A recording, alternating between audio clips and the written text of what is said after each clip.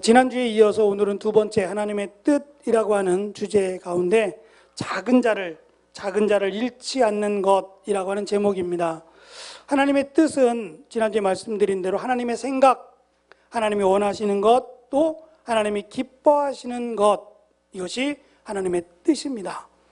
하나님이 기뻐하시는 게 무엇일까? 하나님이 가장 좋아하시는 게 무엇일까? 이것이 우리가 하나님께 영광을 돌리는 목적과도 잘 연결이 되기 때문에 소중하게 저는 여겨야 될 말씀이라고 생각합니다.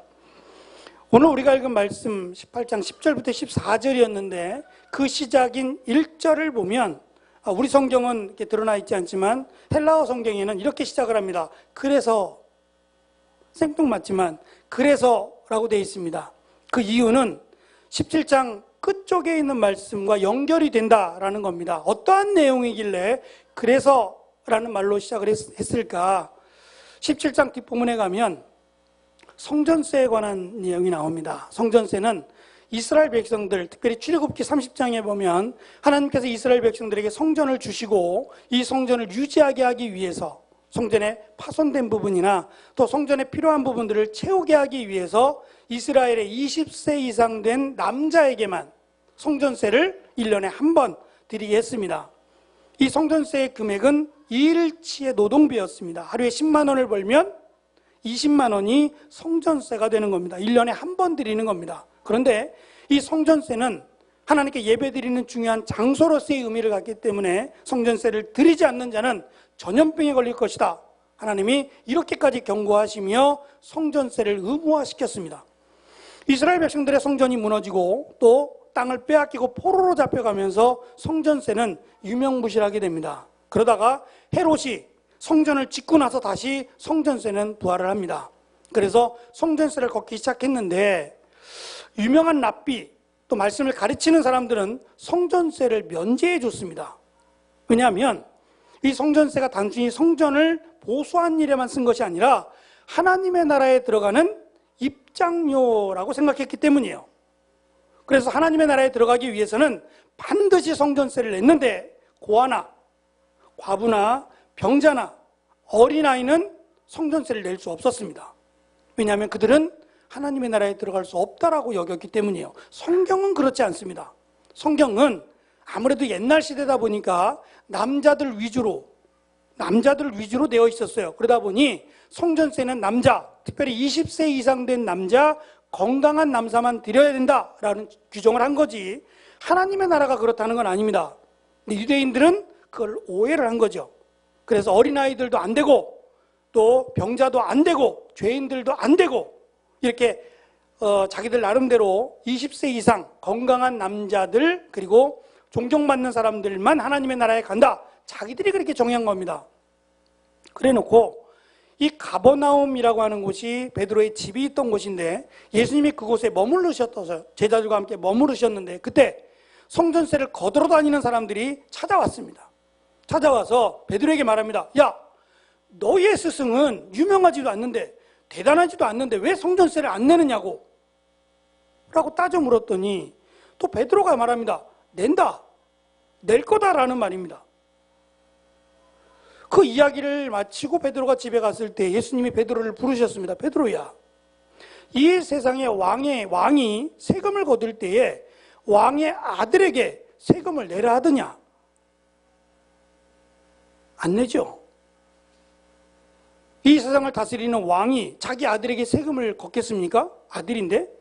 라고 하시면서 한 가지 베드로에게 무언가를 제안하십니다. 그것은 지금 배를 타고 가서 그물을 던지지 말고 낚시를 해라. 유대인들은 낚시를 하지 않습니다. 왜냐하면 물고기를 잡는 이유는 먹고 살기 위해서 잡는 겁니다. 근데 언제 낚시를 해서 물고기를 잡습니까? 그물을 던져야죠.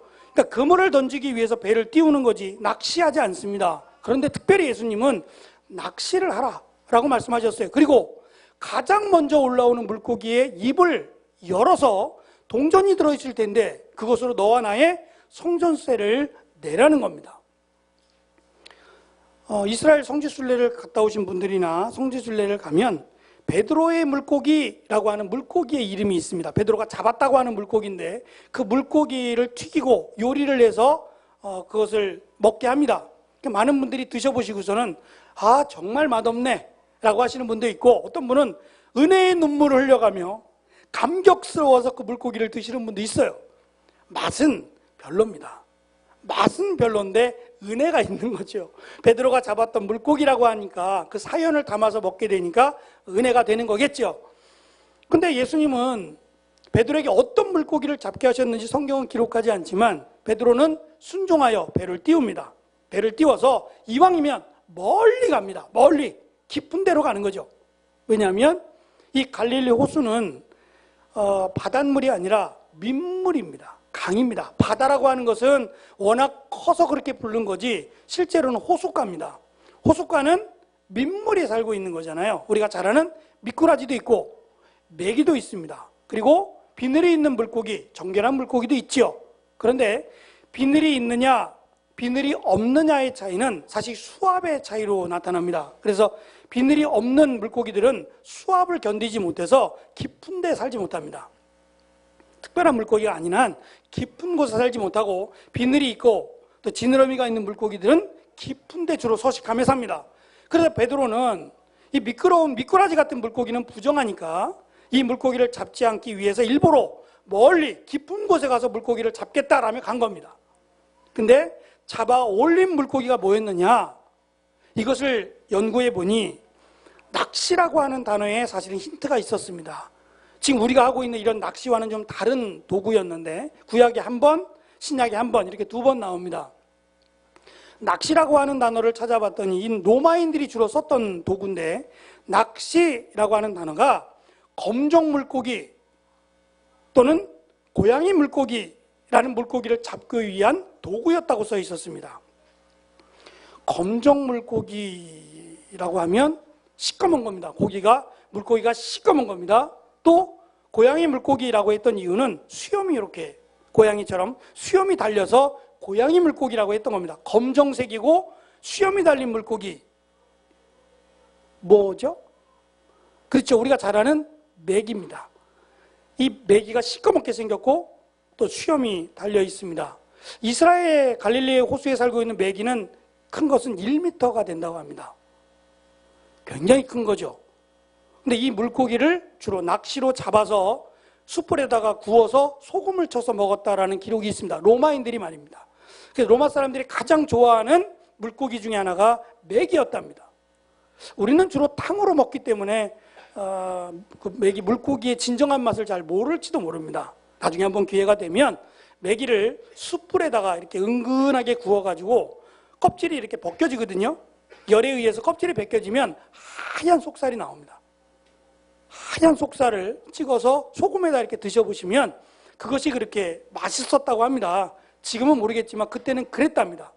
그래서 이 물고기를 베드로가 잡았을 가능성이 많습니다. 왜냐하면 이 물고기의 입을 열어서 꺼냈던 동전의 크기가 우리나라의 500원짜리 동전만 합니다.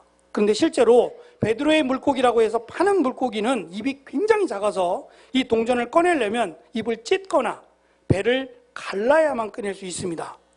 근데 성경은 정확하게 입을 열어 이렇게 되어 있습니다.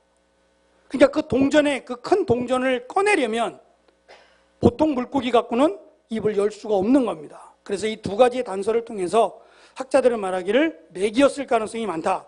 특별히 메기는 지저분한 쓰레기를 먹는 물고기로 유명합니다. 또 메기의 배를 갈라보면 작은 물고기들이 또 그 안에 들어있어서 잡식성입니다. 그래서 메기를 가장 부정한 물고기로 유대인들은 여겨왔는데, 이러한 자라도, 메기와 같은 자, 부정한 자라도 하나님의 나라에 들어갈 수 있다는 것을 예수님은 가르쳐주고 싶은 겁니다. 성전세를 내야만 하나님의 나라에 들어가는 게 아니라 메기와 같이 부정하다 여기는 이방인들이라도 예수님을 믿으면 하나님의 나라에 들어간다. 이것을 베드로에게 가르쳐주고 싶으신 거예요. 그래서 베드로에 관한 사도행전을 보면 베드로는 이러한 경험들을 많이 합니다. 하늘로부터 보자기가 내려옵니다. 무언가 가득 들은 보자기가 내려와서 이 네 귀퉁이를 풀어보니 거기에는 손대지도 못할 각종 부정한 것들이 가득 들어있다 그랬어요. 어쩌면 이 가운데는 우리가 좋아하는 것이 있을 수도 모르겠습니다. 부정하다 여겼던 돼지, 닭, 등등 이스라엘 백성들은 전혀 손댈 수 없는 먹지 않는 것들이 그 안에 가득 들어있어서 베드로는 말합니다. 이것을 내가 어떻게 먹습니까? 이 부정한 것들을 만지지도 못하겠는데요. 라고 했더니 하늘로부터 음성이 나서 내가 거룩해서 먹으라고 했는데 그게 무엇이 문제냐라고 말씀하시며 먹으라고 하셨습니다. 그리고 그 환상에서 깨어나 그는 고넬료라고 하는 백부장의 집으로 가서 그에게 말씀을 전하고 그 집안, 그 온 모였던 사람들이 세례를 받는 내용을 성경은 기록합니다. 부정하냐, 부정하지 않느냐는 것은 구약적인 율법이고 이제는 예수님을 믿는 모든 자들은 구원을 받을 수 있습니다. 하나님의 나라에 갈 수 있습니다. 그래서 이제 시작되는 내용은 제자들이 하늘에서 누가 크냐는 겁니다. 천국에 들어가면 누가 큰 자냐, 누가 위대한 자냐, 누가 존경받는 자냐 라는 문제로 서로 다투고 있었습니다. 하나님의 나라에 들어가서 큰 자는 없습니다. 다 똑같죠. 하나님의 은혜로 들어갔으니 하나님의 나라에 들어가는 것이 중요하지 하나님의 나라에서 누가 크냐 의미가 없는 거죠. 근데 그것 때문에 제자들은 싸우고 있는 겁니다. 거기에만 관심이 있는 겁니다. 그래서 예수님은 어린아이 하나를 불러서 그들 가운데 세워놓고 이렇게 말씀합니다. 이 어린아이와 같지 않으면 결단코 천국에 들어갈 수 없다고 말입니다. 당시 어린아이는 사람들로부터 무시를 당했습니다. 지금은 그렇지 않습니다. 아이를 하나만 낳기도 하고 또 아이를 둘 낳으면서 키우다 보니 아이가 너무 이쁘고 소중하죠. 그래서 때로는 아이가 천사 같다, 보물이다 이런 표현도 많이 씁니다. 정말 귀하죠. 그런데 예전에도 귀한 건 마찬가지지만 좀 달랐던 것 같아요. 예전에 가족들이 한 10명, 아이들을 한 10명 또는 더 많게 낳았을 경우는 그렇게 아이들을 이렇게 관리할 수가 없었어요. 첫째가 둘째를 관리하고 둘째가 셋째. 이래서 형제들끼리 관리했어요. 실제로 무서운 것은 어머니 아버지가 무서운 게 아니라 손 위의 형이 무서웠어요. 요즘은 가족들이 대가족들이 아니고 소가족을 이루다 보니까 그런 일들은 별로 없을 거예요. 저희는 셋을 키우다 보니까 아이들이 이렇게 쫓아다니면서 아유 밥 먹어야지 얘 이거 먹어야 한 숟갈만 먹어 그러면서 쫓아다니는 분들을 보면 그렇게 얘기해요. 또 많이 낳으세요. 많이 낳으시는 게 답이에요. 아이들을 많이 낳으면 아이들이 못 먹으면 죽는다는 생각이 있어요. 형제들이 많으니까 빼앗기는 겁니다. 그래서 무조건 먹어야 된다, 먹어야 산다라는 생각이 강해지는 거예요. 그러니까 이거 먹어야 돼, 한 숟갈만 제발 한 숟갈만 먹어줘 이런 마음이 없어져요. 먹어야 되는 거예요. 안 먹으면 다 빼앗깁니다. 그래서 어릴 적 기억인데 셋인 가정들은 아마 이해할 겁니다. 둘일 수도 있겠지만 셋인 가정들은 예를 들어서 어떤 선물이 오거나 물건을 구입하게 되면 첫 마디가 이렇습니다. 몇 개 먹어요? 몇 개 먹어요? 이게 이제 나눠달라는 겁니다. 나눠주지 않으면 나이가 어릴수록 못 먹는 거예요. 그러니까 나눠달라는 얘기예요. 몇 개 먹어요? 이렇게 나눠주면 이제 여유가 생기죠. 천천히 먹습니다. 근데 그냥 니들이 알아서 먹어 그러면 그때부터는 이제 달려들어서 먹기 시작합니다. 그러니까 배가 불러도 먹는 거죠. 못 먹으면 손해라는 생각이 들어가니까 그때는 아이들이 귀하지 않은 때는 없지만 지금보다는 덜 했던 것 같아요. 아무래도 아이들 스스로 커야 되는 일들도 많고 또 그 가운데는 공부 잘하는 애들은 공부하고 힘이 좋은 애는 농사를 짓고 이렇게 서로 일을 나누어 하다 보니까 조금은 달랐을 텐데 제 기억에도 제 어릴 적 기억에 그런 기억이 있습니다. 시골에는 가끔씩 이렇게 모를 팔러 오시는 분들이 있었어요. 특히 그때는 죄송한 얘기긴 한데 이 약을 팔러 오시는 분들이 솔찬히 많았어요. 이 약을 한번 잡숴봐 해가지고 약장사들이 많았어요. 근데 약장사들이 약만 파는 게 아니라 사람들을 끌어모으기 위해서는 차력술 같은 거를 보여줬어요. 마술이 아니고 차력이라는 거예요. 그래서 막대기를 이렇게 때려서 막대기를 부러뜨리거나 막 쇠를 휘게 만들거나 그러면 얼마나 관심이 많습니까? 재밌고 놀랍잖아요. 그러면 막 사람들이 우와 하면서 몰려듭니다. 그 가운데는 애들이 많았어요. 이 볼거리가 없던 시대에는 그게 참 구경거리가 돼서 애들도 우르르 하면서 서로 앞에 가려고 애들이 그리고서는 아저씨 이거 한번 해봐 이거 해봐요 그러면서 막 방해하기도 하고 에이 저건 아닌데라고 하고 아이들이 이제 호기심 반 또 이렇게 확인하려고 싶어하는 마음이 많으니까 아이들이 모이면 어른들이 하는 말입니다. 그 장사치들이 하는 말은 애들은 가. 애들은 도움이 안 되는 거예요. 살 것도 아니고 시끄럽기만 하고 방해만 되니까 애들은 가. 이런 말들을 수시로 들어왔어요. 애들은 생활력도 없고 그냥 구경거리로 왔다 가니 도움이 안 된다. 애들은 가라. 이런 말들을 많이 썼지요. 어찌 보면은 지금보단 다르게 아이들이 많이 무시되었던 시대입니다. 또 그 중에 하나는 지금 이제 의료 사업이 잘 되어 있어서 그런 일은 없지만 예전에는 어린아이들이 태어나면 100일이라는 걸 해줬습니다. 지금은 거의 100일이 없어졌지만 100일을 했던 이유는 아이들이 100일 전에 죽는 일들이 많았어요. 이 병균이 많이 지금은 고쳐지고 있지만 그때는 이 병들이 많이 고쳐지지 못해서 이 병 때문에 죽어간 아이들이 상당히 많았습니다. 그래서 100일이라도 해주자. 그래서 돌 되기 전에 100일도 있었습니다. 그만큼 아이들이 일찍 또 세상을 떠나다 보니까 아이들을 그렇게 막 세워주고 이런 일들이 많이 없었습니다. 2000년 전 또는 그 이전의 일들은 더했습니다. 성경에 기록된 아이가 태어나서 8일 동안은 아이 이름이 없었어요. 8일 동안은 이름이 없고 할례를 행할 때 그제서야 이름을 불러준 것을 봐서도 그렇고 아이가 16세, 18세 이상이 되면 사람 취급을 안 했어요. 그래서 성경에는 여자와 어린아이 외에 5,000명이나 되었더라. 여자와 어린아이 외에 4,000명이었더라. 라는 말은 무시하는 겁니다. 여자들도 어린아이들도 무시했습니다. 그러니 이 어린아이 하나를 세워놓고 이와 같지 않으면 이라고 말하면 굉장히 기분 나쁜 겁니다.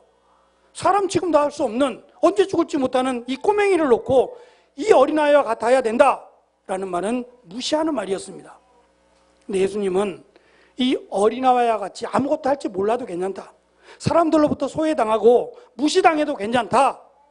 예수님을 믿으면 누구라도 구원을 받을 수 있다는 것을 지금 가르쳐 주시면서 한 가지의 비유를 말씀합니다. 제가 비유 시간에 성경 세미나 때 말씀을 드린 내용이긴 한데요. 어떤 목자에게 100마리 양이 있습니다. 이 100마리나 되는 양이 있는데 이 한 마리 양이 그 가운데서 이탈을 한 겁니다.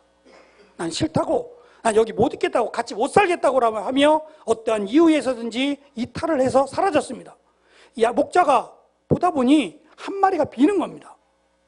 죽었거니 그냥 짐승에게 잡혔거니 라고 끝난 게 아니라 이 99마리 양이 소중하듯 한 마리 양도 소중해서 이 한 마리 양을 찾으러 온 산과 들을 헤매고 찾습니다.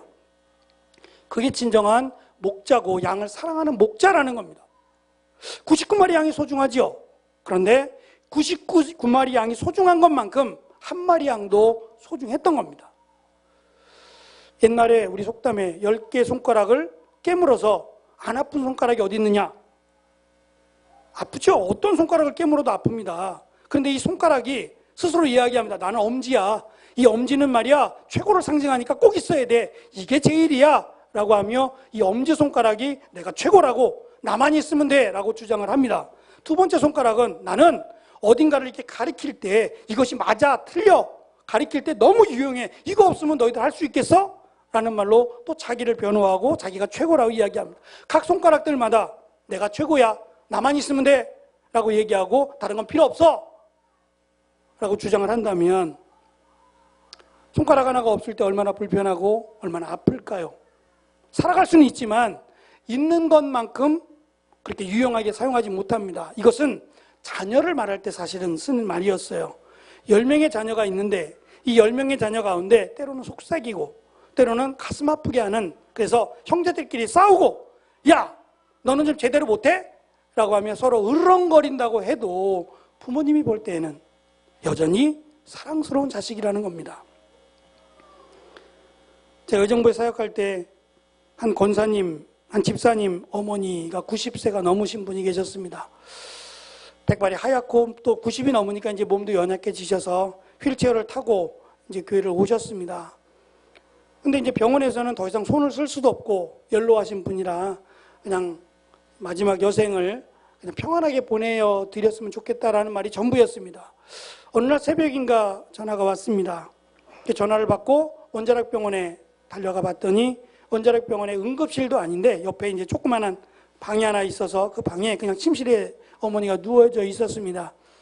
뭐 더 이상 어떻게 할 수도 없습니다. 뭐 주사도 놔줄 수 없고 그냥 이대로 평안하게 세상을 떠나시는 것이 마지막 병원에서도 할 일이라고 얘기했고 가족들도 그렇게 받아들였습니다. 그래서 이제 서둘러 임종 예배를 드렸습니다. 예배를 드리다 돌아가실 수도 있는 거니까 서둘러서 임종 예배를 드리고 가족들과 함께 어머니 마지막 살아생전에 한 번 더 예배를 드렸으면 좋겠다라는 마음으로 예배를 드렸고 어머니에게 의식이 있을 때 한 번 더 예수님을 믿어야 됩니다. 예수님 믿고 천국에서 만납니다. 라는 얘기를 말씀을 드렸고 예배를 마쳤습니다. 이제 정말 길어야 1시간 아니면 30분 이내에 어머니가 세상을 떠나실 것 같습니다. 그래서 자리를 제가 비워드리고 가족들이 마지막 어머니와 마지막 시간을 보내시라고 이렇게 자리를 비워드렸습니다. 1시간이 지나고 2시간이 지나고 3시간이 지났는데 돌아가시지 않습니다. 그 사람의 생명이 참 끈질기다라는 생각도 했고 그게 마음대로 되는 건 아니잖아요. 그렇다고 어머니 이제 됐는데 그만 돌아가시죠 라고 말할 수도 없는 거 아닙니까? 더 사시길 바라고 더 건강해지시길 원하는데 근데 여전히 어쨌든 가족들은 초조해요. 그 순간이 오겠거니라고 하면서도 초조하며 기다렸는데 제 느낌이 조금 이상했어요. 이게 장례식을 많이 집례하다 보니까 느낌이라는 게 있잖아요. 그래서 물어봤어요. 집사님 혹시 지금 와야 될 분들이 안 온 분이 있나요? 누군가 혹시 가족 중에 아직 여기에 참석하지 못한 분이 있을까요? 라고 했더니 막둥이가 안 왔어요. 막둥이가. 그놈의 자식은 맨날 속색이더니 끝날 때까지 어머니 마지막 때까지 속색이네. 아유 이놈은 정말 어떻게 했으면 좋겠습니까? 어떻게 하면 좋을지 몰라요 라고 하며 계속 이제 투덜투덜 하는 겁니다. 근데 막둥이 얘기가 나오니까 가족들이 또 한마디씩 다 해요. 그놈의 자식은 막 얘기하면서 막둥이 막 이제 40이 넘었어요. 그러니까 어머니가 늦게 나신 것 같아요. 90이 넘은 어머니니까 거의 50이 다 돼서 낳으신 거잖아요. 그러니까 막내. 근데 이 막내가 아직 안 왔다는 거예요. 하여튼 끝까지 속색이 나고 그러면서 그 얘기를 하고 얼마 지나지 않아서 헐레벌떡 뛰어들어오는 막내가 있었어요. 덩치는 산만한데 머리는 깍두기처럼 깎아놓고 하여튼 딱 모양만 봐도 속색이게 생겼네 라는 것이 딱 드러납니다. 오자마자 엄마 그래서 덩치 큰 놈이 가서 엄마 손잡고 엄마 죄송해요 엄마 미안해요 하면서 엉엉엉 우는데 제가 옆에 가서 이렇게 살짝 보니까 그 힘없어서 축 손이 처져 있고 정말 돌아가신 것 같았어요. 그 어머니가 그 노인 어머니가 그 막내 녀석 그 속색이던 그 막내 녀석이 와서 엄마 그러면서 어머니 손을 딱 잡는 순간 언제 어디서 이렇게 힘이 생겼는지 그 막둥이의 손을 꽉 잡는 것이 보였어요. 노인네가 말입니다. 그 90세 넘으신 어머니가 그 막둥이 손을 꽉 잡는 것이 보였어요. 말은 힘이 없어 못하고 어떻게는 못하지만 그 막둥이의 손을 꽉 잡는 것은 눈에 확연히 보여지더란 말입니다. 그리고 30분이 안 돼서 돌아가셨어요. 저는 그렇게 생각이 들었어요. 막둥이 때문이다. 어머니는 막둥이를 기다렸다. 내 사랑하는 형제들은 저놈은 자식 하면서 속색이고 밉고 막 그럴지 모르지만 엄마한테는 여전히 사랑스러운 내 자식이 아닌것일까. 그죠? 사랑스럽고 여전히 품에 안아주고 싶은 내 자식이 아니었을까 싶습니다. 그래서 제가 마지막 예배를 드릴 때 사실은 따끔하게 혼을 좀 냈습니다. 그때 제가 39이었는데 막내보다 어린 제가 목사로서 예배를 드리면서 따끔하게 혼내드렸어요. 사랑하는 어머니를 보내드리면서 이게 뭔 짓인지 모르겠다고. 세상에 어머니가 바라볼 때 이 자식들이 서로 싸우고 다투고 원망하는 모습 이게 자식이냐고. 이거는 정말 아닌 것 같다고. 어머니를 평안하게 사랑하면서 보내드려야지 너 왜 왔냐 인제 왔냐 뭐하고 지냈냐 어머니 앞에서 이렇게 싸우고 다투는 모습은 이거는 아닌 것 같다. 이제라도 돌아가신 어머니의 말씀을 유언으로 삼아서 잘 살아라 싸우지 마라 막내 좀 도와줘라 라는 말씀을 새겨들었으면 좋겠다. 그래서 믿음의 가정이 되고 어머니가 믿었던 하나님을 잘 믿는 복된 가정이 되었으면 좋겠다라고 설교했던 기억이 납니다. 지금은 나이가 55세 된 시인이 있습니다. 여러분도 잘 아시는 시인인데 그는 태어나면서부터 뇌성마비로 태어났습니다. 온몸을 가눌 수 없습니다. 목도 제대로 가눌 수 없어서 그냥 평생 침실에 누워 살아야 되는 나이로 살았고 사춘기 때도 학교를 다닐 수 없었습니다. 그리고 이 병 때문에 가정은 어려워졌고 정말 힘들게 그 더운 방 안에서 온 가족이 살아야 되는 정말 극빈자로 살았습니다. 그러면서 그가 하나님 앞에 하소연을 하기 시작합니다. 하나님, 이건 아닌 것 같아요. 왜 나를 이 땅에 태어나게 했고, 왜 나를 이렇게 힘겹게 살아가게 하고, 나 때문에 가족들이 힘겹고 어려운 삶을 살게 했는지 모르겠습니다. 하나님, 이건 너무 불공평한 것 같습니다. 이게 뭡니까? 라고 하소연하며 웁니다. 그러다가 그가 하나님의 은혜를 발견하고 시를 씁니다. 그 시 가운데 하나의 내용이 이렇습니다. 나 가진 재물 없으나, 나 남이 가진 지식 없으나, 나 남에게 있는 건강 있지 않으나, 나 남이 없는 것 있으니, 나 가진 재물 없으나, 나 남이 가진 지식 없으나, 나 남에게 있는 건강 있지 않으나, 나 남이 없는 것 있으니, 나 남이 못 본 것을 보았고, 나 남이 듣지 못한 음성 들었고, 나 남이 받지 못한 사랑 받았고, 나 남이 모르는 것 깨달았네. 공평하신 하나님이 나 남이 가진 것 나 없지만, 공평하신 하나님이 나 남이 없는 것 갖게 하셨네. 지금도 그녀는 살아 있습니다. 그리고 교회를 섬기고 있습니다. 저는 그녀의 삶이 힘들기만 하지 않았다 생각합니다. 남이 갖지 못한 하나님의 은혜를 받았고, 남이 갖지 못한 하나님의 풍성하신 사랑 가운데 거했다면 행복한 삶을 살고 있다고 말하고 싶습니다. 적어도 하나님의 나라에 들어가는 하나님의 마음에서는 말입니다. 이 땅을 얼마나 더 사느냐, 얼마나 더 가지고 살아가느냐, 이것이 세상 사람들의 기준이 될지 모르겠습니다. 그러나 하나님은 나와 함께 얼마나 살아가고 있느냐, 나와 함께 얼마나 행복하느냐를 아마 보실 겁니다. 그리고 잃어버린 한 마리 양, 어쩌면 함께 있기 싫어서 함께 있지 못해서 나아갈 수밖에 없는 삶을 살았던 그가 돌아왔을 때 하나님은 천국에서 잔치를 벌이시겠다라고 말씀합니다. 그것이 하나님의 마음입니다. 잃어버린 한 영혼을 위해서, 잃어버린 한 사람을 위해서 온 산을 헤집고 들을 헤집고 찾기까지 찾으시는 하나님의 마음. 손가락 하나 깨물어서 아픈 손가락이 없는 것처럼 하나님은 잃어버린 한 영혼을 찾기를 원하시고, 그 한 영혼이 주께로 돌아와 함께 예배하며 하나님의 자녀로 살아가기를 원하십니다. 이것이 하나님의 마음이고 하나님의 뜻이라면 우리도 그 하나님의 마음을 본받아서 하나님의 뜻을 이루기 위해서 잃어버린 한 영혼을 찾고, 우리 주변에 특별히 사랑하는 가족들이 하나님을 만나지 못했다면 하나님의 은혜 가운데 천국에서 다시 만나는 귀한 은혜가 있기를 우리는 기도해야 할 것입니다. 그리고 그들에게 복음을 전해서 함께 천국에서 만나는 귀한 은혜가 있어야 될 것입니다. 우리 교회가 속한 이 용답동 지역이 하나님께로 돌아와 하나님을 믿는, 하나님께 예배하는 이 지역이 되기를 위해서 우리도 힘쓰며 기도해야 할 것입니다. 그래서 하나님께서 하나님의 자녀들을 향한 그 마음, 변치 않으시는 그 마음을 본받아 우리도 사랑하는 자로, 또 복음을 전하는 자로 살아가는 귀한 은혜가 있는 또 한 주간이 되기를 간절히 소망합니다. 기도하겠습니다.